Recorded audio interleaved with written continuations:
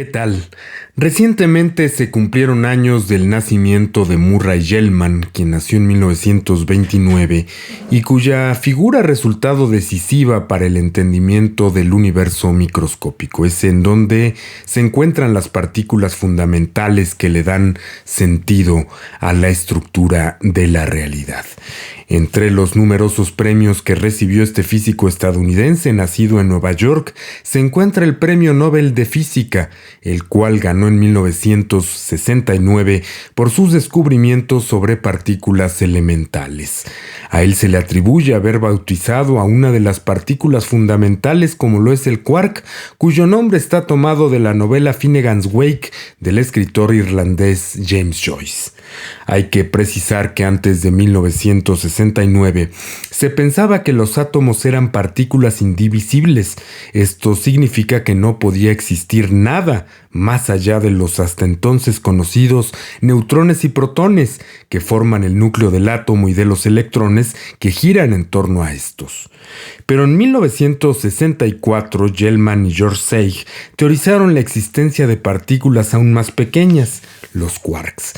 Para justificar la existencia de los quarks, Gell-Mann y Seig se basaron en trabajos anteriores, concretamente en los que propuso Leof Okumen en una asamblea de la International Conference of Energy Physics que tuvo lugar en 1962. Allí, Okun introdujo el término hadrón, que es una partícula subatómica formada por quarks, los cuales permanecen unidos gracias a la interacción nuclear fuerte, que es una de las 4 fuerzas fundamentales de la naturaleza, junto con la fuerza nuclear débil, que es responsable de la radioactividad, la fuerza de gravedad, que es más conocida por nosotros, y por supuesto el electromagnetismo, del que ya hemos hablado en otras ocasiones. Los hadrones, al estar compuestos por una mezcla de quarks y o antiquarks, se dividen a su vez en 2 tipos, bariones y mesones.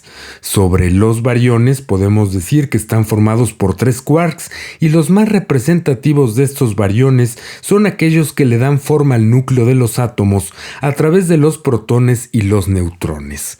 Por su parte, los mesones están formados por un quark y un antiquark. Un ejemplo de mesón pueden ser los piones, cuya presencia ha sido muy importante para explicar cómo interactúan y se mantienen unidos los protones y neutrones en el núcleo de los átomos. Sin la presencia y comprensión de la gran fauna de partículas que pueblan nuestro universo, seguramente no podríamos entender en profundidad cómo funciona la realidad. Los quarks, que por cierto vienen en varios sabores y colores y según su combinación ejercen una influencia y características específicas, son las únicas partículas fundamentales que interactúan con las 4 fuerzas de la naturaleza que ya hemos mencionado, porque podrían ser como el ADN o los cimientos básicos de todo lo que vemos a nuestro alrededor. Hasta el momento se conocen 6 tipos de quarks y mencionarlos y hablar de sus características, pues me llevaría mucho tiempo, sin lugar a dudas. Hay que decir también que en 1965 Gell-Mann propuso la idea de hadrones hipotéticos formados por más de 3 quarks, como los tetraquarks, que son formados por 4 quarks, y los pentaquarks, formados por 5 quarks. La existencia de los pentaquarks fue demostrada en julio de 2015 gracias a los experimentos llevados a cabo en el Gran Colisionador de Hadrones que se encuentra cerca de Ginebra, Suiza. Un colisionador de hadrones funciona gracias a que se hacen chocar protones a muy altas energías para luego ver los resultados que surgen a partir de estos tremendos choques, que en sí mismos no son tan espectaculares porque suceden a nivel atómico, pero que nos dicen mucho sobre la naturaleza de las cosas. Cuando 2 protones colisionan a tan altas energías y velocidad, producen partículas aún más pequeñas, pero más energéticas, que son detectadas por inmensas y potentes computadoras, gracias a campos magnéticos muy poderosos que son generados al interior de los mastodónticos tubos de metal de varios kilómetros de diámetro donde se llevan a cabo estas coaliciones. Pero, ¿qué es lo que provoca que los quarks se mantengan unidos y no se separen cuando se agrupan en 2 o 3 o más quarks? Pues resulta que las partículas que unen a los quarks llevan el exótico nombre de gluones, que viene de la palabra inglesa glue, que es pegamento. Aunque su existencia no ha sido comprobada experimentalmente, se cree que estas diminutas partículas no tienen masa, los gluones, y poseen carga de color como los quarks. Además, son muy difíciles de detectar porque, al contrario de las fuerzas electromagnética y gravitatoria, si a los quarks los intentásemos separar, sería un hecho muy difícil debido a que el campo de color jala de ellos con mucha fuerza. El campo de color viene determinado justamente por los gluones, que forman una especie de muelle que siempre intenta volver a su longitud inicial.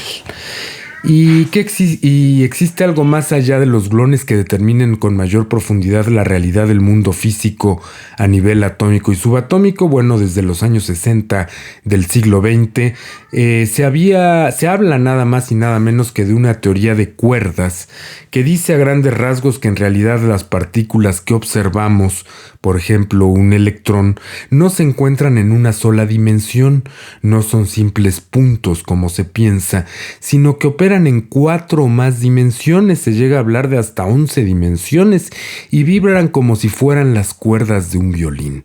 La frecuencia es lo que determina que surjan partículas de un tipo o de otro, haciendo que el universo tenga la diversidad y complejidad que tiene. El problema con la teoría de cuerdas surge porque hasta el momento no hay manera de comprobarla experimentalmente, aunque sus defensores arguyan que se podría convertir en una de las teorías que hagan más predicciones exactas sobre el funcionamiento de la realidad. Pero hasta el momento, pues esto no ha sucedido. Y ya para finalizar, hay que decir que Murray Gell-Mann nos ha dejado un legado muy importante en lo que respecta a la comprensión de los fenómenos físicos que se producen a nivel subatómico, y fue capaz no solamente de bautizar a los quarks, sino también de allanar el camino para otros físicos en la búsqueda de una teoría final que permita unir a las 4 fuerzas fundamentales de la naturaleza, algo que hasta ahora no ha podido lograrse debido a que la fuerza de gravedad y la mecánica cuántica pues no se llevan muy bien. La gravedad actúa en el universo macroscópico y la mecánica cuántica lo hace a nivel microscópico. De ahí que estén un poco peleadas, un poco divorciadas, aunque ya haya intentos por unificarlas. Pero bueno, pues hasta aquí este comentario. Pueden leer este artículo completo que yo escribí en www.circuitoalef.net, que es nuestro blog en internet. Hasta aquí este comentario y hasta pronto.